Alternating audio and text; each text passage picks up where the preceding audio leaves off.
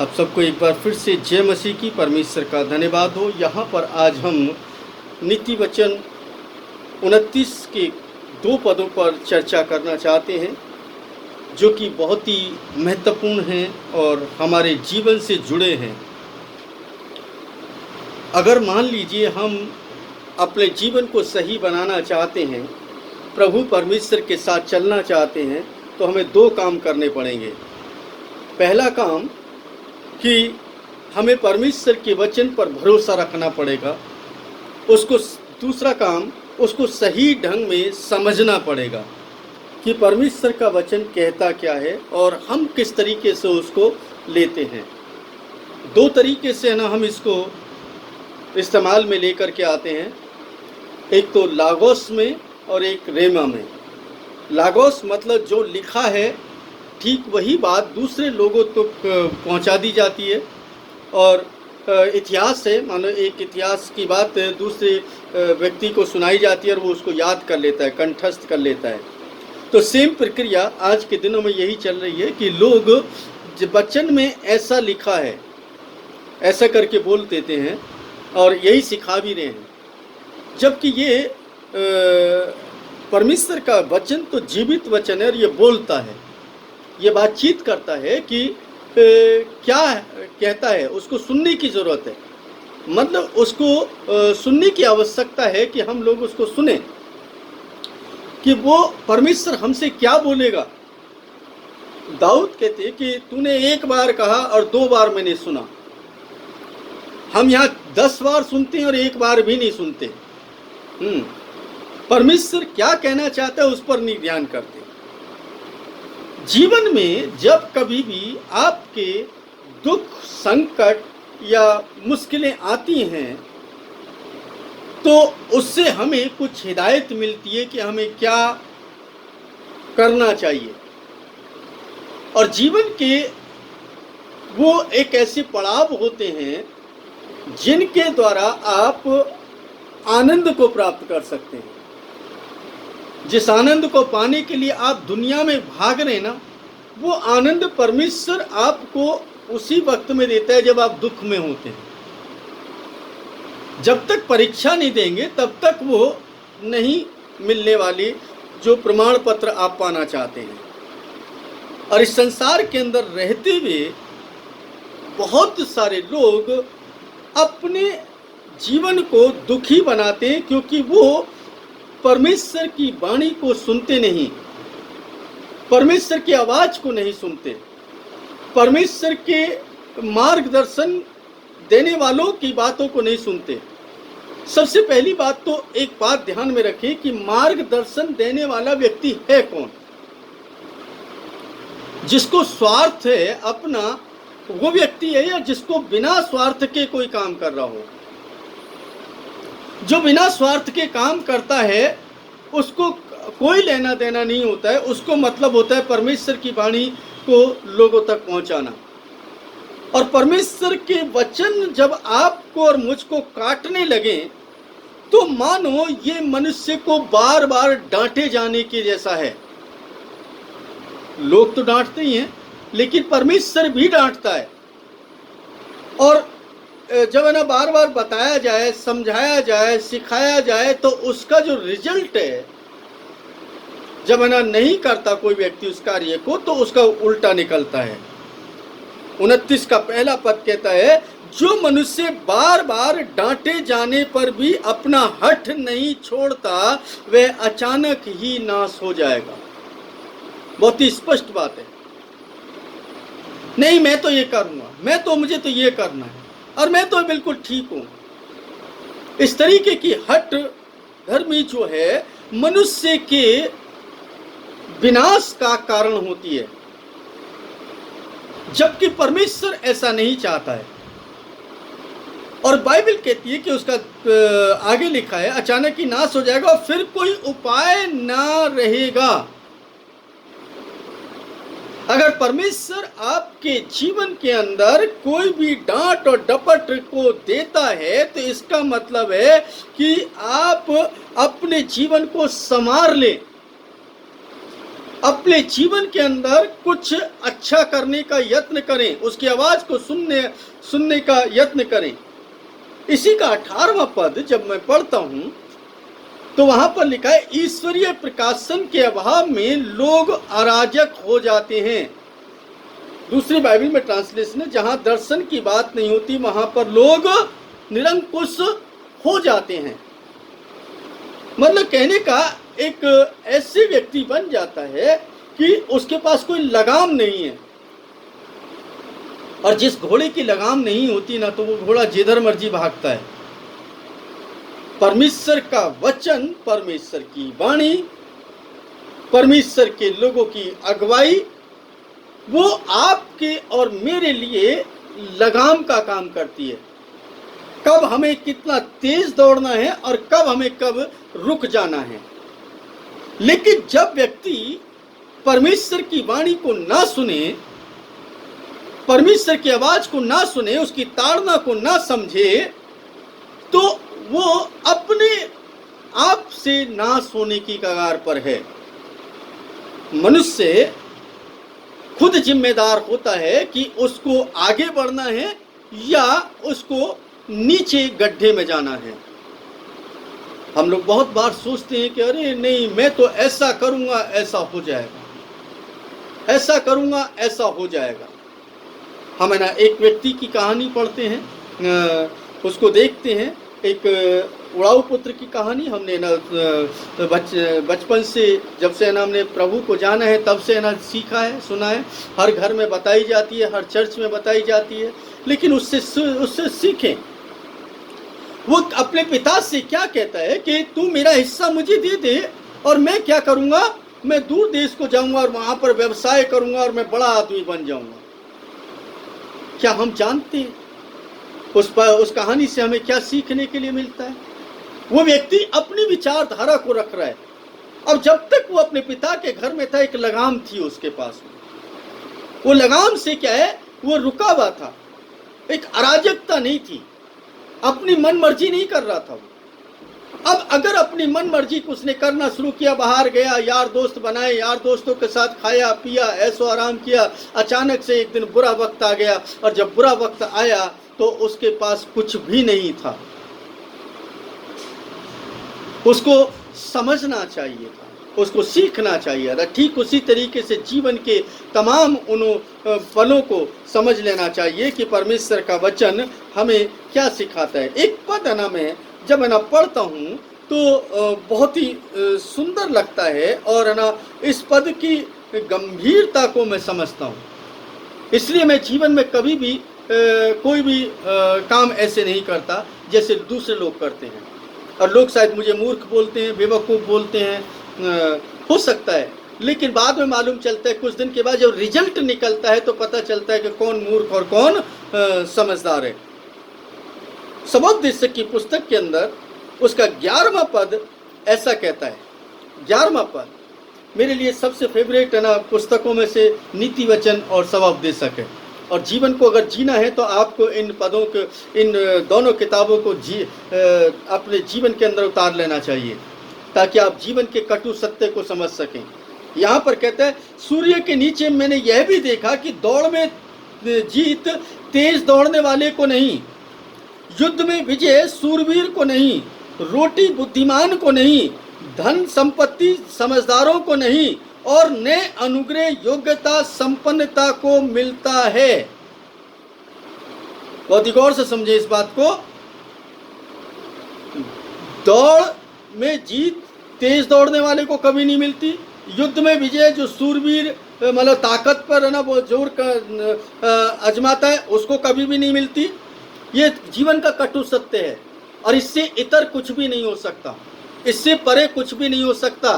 दुनिया की कोई शय को, दुनिया की कोई ताकत इससे अलग कर ही नहीं सकती।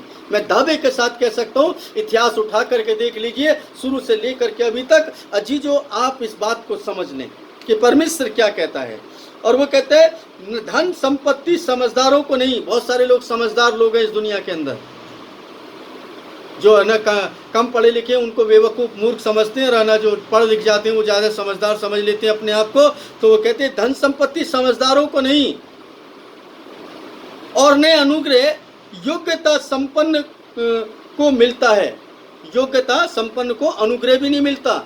जो योग्यता है और संपन्न व्यक्ति हैं, उनको भी अनुग्रह नहीं मिलता है। अगर ऐसा हो ना, तो आप इस बात को समझ लें कि जितने बड़े बड़े इंडस्ट्रीज हैं, जितने भी बिजनेस टाइकून हैं, उनको चलाने वाले कौन हैं? एक आम व्यक्ति हैं। अगर है ना ये सब है ना हो ना, तो फिर वो क्यों नहीं मुकेश अंबानी के जैसे बैठ जाएं? क्योंकि चला तो वो रहे हैं, वो तो कुछ करता ही नहीं है। उसके दिमाग किसका लगता है? उसके पीछे एक टीम का लगता है, जो है ना लोग काम कर रहे होते हैं। वो क्यों नहीं बैठ जाते? क्यों ना टाटा बन जाते हैं लोग? क्यों ना दूसरे लोगों के जैसे गूगल का मालिक क्यों नहीं बन जाता कोई व्यक्ति? क्यों नहीं बन जाता? क्योंकि वो ये सब मनुष्य के बस में नहीं है। लेकिन कंपैरिजन करते हैं हम लोग, हम भी ऐसे बन सकते हैं, हम भी ऐसे बन सकते हैं। क्या कमी है? शायद ना उनसे ज़्यादा पढ़े लिखे लोग हैं। आप सोचो कि उनसे ज़्यादा पढ़े लिखे लोगों को रखा हुआ है उन्होंने, उनसे ज़्यादा क्वालिफिकेशन है उनके पास में। लेकिन हम क्या है ना कंपैरिजन करते हैं कि नहीं, हमें टाटा बनना है, हमें बिरला बनना है, हमें अंबानी बनना है, इस तरीके की विचारधारा। लेकिन परमेश्वर क्या बनाना चाहता है वो कभी नहीं बनना चाहता। बहुत ही संपन्न, बहुत ही गंभीर बात है ये। उसके बाद वो कहते हैं क्योंकि समय और संयोग सबको पार कर जाते हैं। बहुत ही गौर से सुने इसको। समय और संयोग सबको पार कर जाते हैं, यानी कि सब कुछ समय और संयोग के बस में है। बहुत गौर से सुने इस बात को, ध्यान रखें। सब कुछ किसके बस में है? समय और संयोग के बस में है। वो उड़ाऊ पुत्र अपनी धन संपत्ति को लेकर के दूर देश में चला गया। वहां जाकर के उसने ना अच्छे से न रहना शुरू किया, अच्छे से बिजनेस किया, अच्छे से ना यार दोस्त बनाए, अच्छे से ऐशो आराम में जिंदगी को जिया। लेकिन समय और संयोग जब बना तो क्या हुआ? वो सब कुछ नष्ट हो गया। किसके बस में था? समय और संयोग के बस में। और फिर वापस लौट करके कहां पर आना पड़ा उसको? वहीं पर आना पड़ा। और वहां आकर के वो रेस्पेक्ट, वो इज्जत उसको नहीं मिली जो मिलनी चाहिए थी। हा? क्योंकि वो अपने भाई की दृष्टि में क्या था? हा? भगोड़ा था और अपना हिस्सा तो ले जा चुका था। जब है ना पिता कहता है कि चलो है ना मेरा बेटा आ गया है, इसके लिए क्या करा जाए? एक बछड़ा काटा जाए और आनंद मनाया जाए। तो उसका जो बेटा है, वो जो दूसरा बेटा है, वो क्या हो जाता है? नाराज हो जाता है। उसके मन के अंदर कटुता आ जाती है। जो पहले थी बात वो अब नहीं रही। ठीक यही आपके जीवन और मेरे जीवन के अंदर भी होता है कि जब हम कोई भी ऐसा काम कर लेते हैं और जब बाद में हम ना उससे नुकसान उठाते, तो हमें पता चलता है देखो तो इसने ऐसा किया इसलिए ऐसा हुआ ना। और बार बार उस पर टॉर्चर करते हैं हम लोग, बार बार टॉर्चर करते। तूने ऐसा किया था इसलिए ऐसा हुआ, तूने ऐसा किया था इसलिए ऐसा हुआ। मैं हमेशा एक बात को सिखाता हूँ कि ये सब कुछ ना समय और संयोग के बस में होता है, इसके अलावा कुछ भी नहीं होता। और अगर जिसने परमेश्वर को जान लिया, वो समय और संयोग को पहचान लेता है। इसलिए इफिसियों की पत्री के अंदर हम पढ़ते हैं, अवसर को बहुमूल्य समझो क्योंकि दिन बुरे हैं, समय बुरा है। यानी जो समय परमेश्वर ने दिया है वो है ना बहुत ही अच्छा होता है, उसको समझने की जरूरत है। इसलिए क्या है, प्रकाशन के अभाव में, यानी कि जहाँ पर दर्शन की बात नहीं होती, लोग अराजक हो जाते हैं। जब परमेश्वर का कोई दर्शन नहीं है, दर्शन है इस दुनिया का दर्शन नहीं, परमेश्वर का दर्शन, दर्शन में भी अंतर है। ये दुनिया का दर्शन तो है ना आप है ना देख सकते हैं, जब मर्जी है ना दुनिया के सारे लोग देखते हैं, लेकर के एक झोपड़पट्टी से रहने वाला से लेकर के एक राष्ट्रपति तक, एक क्या आप समझते हैं, वो है ना दर्शन नहीं देखते, वो सपने नहीं देखते। क्या वो सपने नहीं देखते? एक है ना कि एक व्यक्ति को देखिए, जो व्यक्ति आज है ना पॉलिटिक्स में है, वो हमेशा चाहेगा मैं भी एक दिन प्रधानमंत्री बन जाऊं। एक छोटा सा नेता भी है यही चाहेगा ना। और जब प्रधानमंत्री बन जाएगा तो वो चाहेगा कि मैं पूरी दुनिया के अंदर मेरा ही नाम हो जाए, मैं कुछ ऐसा बन जाऊं। मतलब हमेशा उसके जो चाहत है वो हमेशा बढ़ती रहेंगी, क्योंकि वो कभी खत्म नहीं होंगी। इसलिए जब परमेश्वर का प्रकाशन होता है, परमेश्वर का दर्शन होता है, तो उस दर्शन से क्या हो जाता है, वो बंध जाता है और फिर उसके ऊपर लगाम लग जाती है, लगाम रास खींच लिया। और जब कभी भी वो व्यक्ति आगे और पीछे चलने लगता है ना, तो फिर क्या है, वो परमेश्वर का जो दर्शन है वो उसको रोक लेता है। जैसे घोड़े को रास से रोक लिया जाता है ना, ठीक वैसे ही। और जानते हैं यशायाह नबी की पुस्तक में एक पद है, उसको पढ़ेंगे तो आपको इससे बहुत क्लियर समझ में आएगा कि ये पद कब काम करता है। इसका 30 का, यशायाह 30 और उसके 20 और 21 पद को पढ़ लें, 20 और 21 पद को। यहाँ पर वो पद है ना काम करता है कि किस तरीके से वो आपको रोकता है। पहला जो आपका जो प्रकाशन है, आपका जो दर्शन है, वो आपके ऊपर कैसे लगाम लगाता है, इसको समझें आप। पढ़ दी, मैं पढ़ देता हूँ आपके लिए।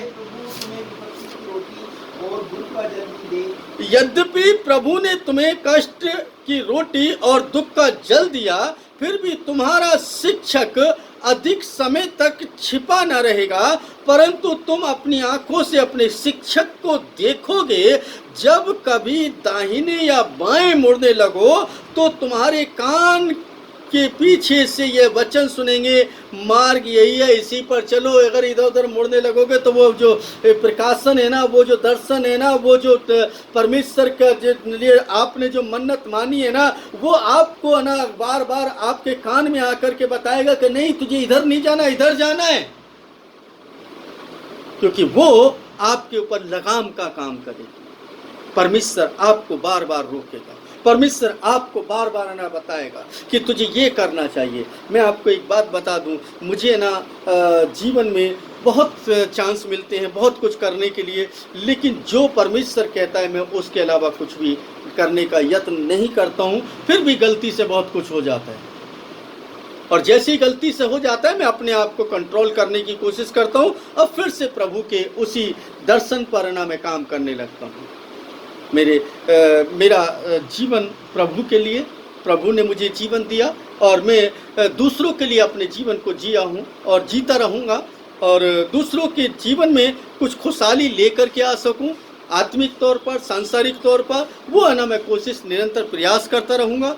क्योंकि वो मेरे लिए एक वाचा है जो परमेश्वर के साथ मैंने बांधी, और उसी तरीके से मुझे काम भी करना है। यकीनन परमेश्वर उसमें सहायता भी करते हैं और निरंतर वो आगे बढ़ाते रहते हैं।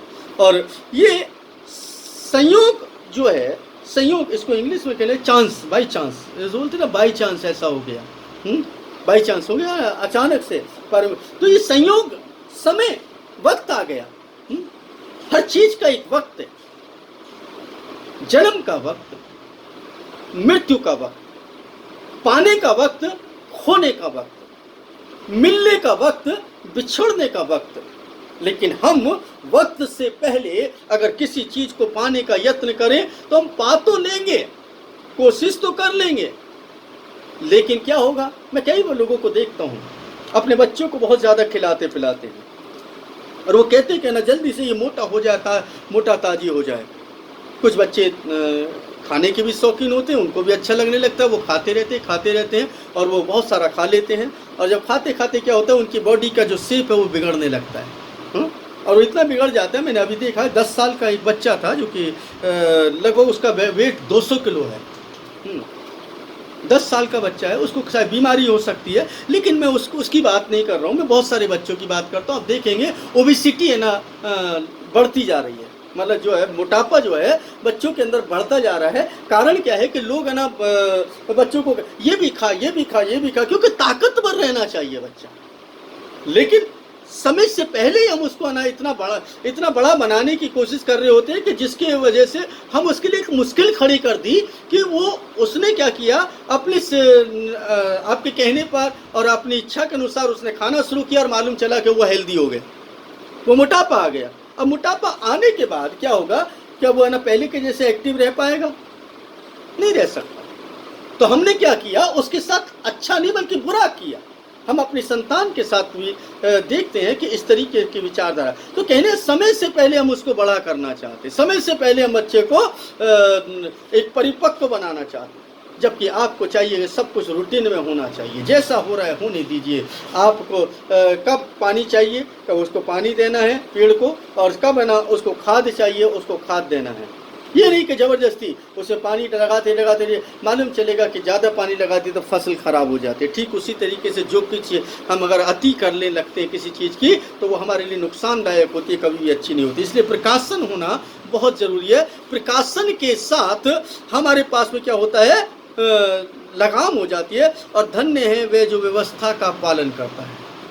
ये व्यवस्था है परमेश्वर की, ये मेरा काम, मेरी बात नहीं है, ये परमेश्वर की व्यवस्था है। कब खाना है, कब पीना है, कब उठना है, कब चलना है, कब सोना है, कब है ना कौन सा काम करना है, हर चीज़ की एक व्यवस्था ठहरा दी है परमेश्वर ने। और अगर उस व्यवस्था के विरुद्ध हम काम करते हैं तो यकीनन हमें है ना उसका खामियाजा भुगतना पड़ेगा। अजीजो, आप है ना ध्यान रखें, इसको अवश्य है ना अपने जीवन में उतारें। और मैं आपको एक और खुशखबरी देना चाहता हूँ कि जिस परिश्रम को है ना कर रहे थे पिछले दिनों, परमेश्वर आप सबको इन सब बातों के लिए आशीष दे, इन वचनों पर आशीष दे कि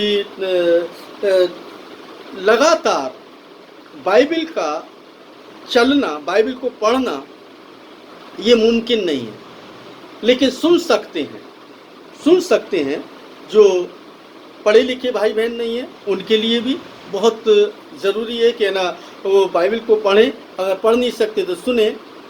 और एक बड़ा सपना था कि एक लगातार जैसे अखंड महाभारत अखंड कथा होती है ना, अखंड कथा, उसी अखंड कथा के जैसे अब बाइबल अखंडता में कंटिन्यू चलती रहेगी।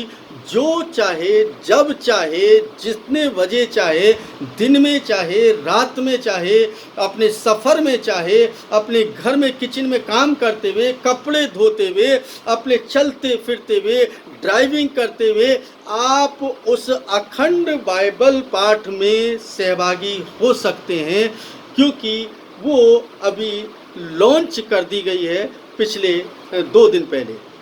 अभी 11 तारीख को उसको लॉन्च कर दिया है, 10 तारीख को नाइट में लॉन्च कर दिया है। और वो इस वक्त में YouTube पर है। आप जब चाहें किसी और जैसे चाहें उसको सुन सकते हैं और परमेश्वर की महिमा वचन को सुन करके कर सकते हैं। वचन को सुनना और सुनना, विश्वास करना और उस विश्वास करेंगे तब जबकि सुनेंगे, और सुनना मसीह के वचन से है। इसलिए आपसे प्रार्थना है, आपसे विनती है कि आप उस बाइबल वचनों को दूसरों तक पहुंचाने में मदद करें, सहायता करें, ताकि जो लोग पढ़े लिखे नहीं हैं वो लोग भी उस वचन को सुन सकें। और उसके साथ साथ जो लोग पढ़े लिखे हैं, जिनके पास समय नहीं होता है, वो लोग भी अपना उस बाइबल को सुन सकें, क्योंकि आप पढ़ने के लिए समय निकालना पड़ता है, लेकिन सुनने के लिए आपके कान चाहिए। आप पढ़ने के लिए आंखें भी लगती हैं, आपको वो मुंह भी लगेगा, और ये आपका पूरा कंसंट्रेट भी वहाँ पर रखना पड़ेगा। इधर उधर की बातें आप नहीं कर सकते, लेकिन आप सुन उसको ज़रूर सकते हैं। इसलिए आप उसको ध्यान रखें। आपको बता देते हैं, Hindi audio Bible live, Hindi audio Bible .live पर आप जाएंगे, आपको वो मिल जाएगा और वो लिंक मिल जाएगा। आप लाइव देखेंगे, आपको ना हमेशा चलती हुई मिलेगी। और अभी ये एक भाषा में है, अभी आने वाले इसी मंथ में इंग्लिश में भी आपको अवेलेबल होगी, उसके बाद गुजराती में अवेलेबल होगी, उसके बाद ना और दूसरी भाषाओं में भी इस बाइबल को आप सुन सकते हैं। और आप ना इसके लिए प्रार्थना करें कि ये कार्य और अधिक हो सके, और जो इस कार्य को करने वाले हैं, जो है ना जिन्होंने तैयार किया है, मैं उनका भी नाम डिस्क्लोज नहीं करूंगा, लेकिन परमेश्वर है ना उनको आशीष दे और उनको बुद्धि ज्ञान दे, ताकि वो इस कार्य को कर सकें। और आने वाले समय में हम है ना एक और इस कार्य को बढ़ते हुए देखना चाहेंगे। परमेश्वर आप सभी को आशीष और बरकत दें। आमीन।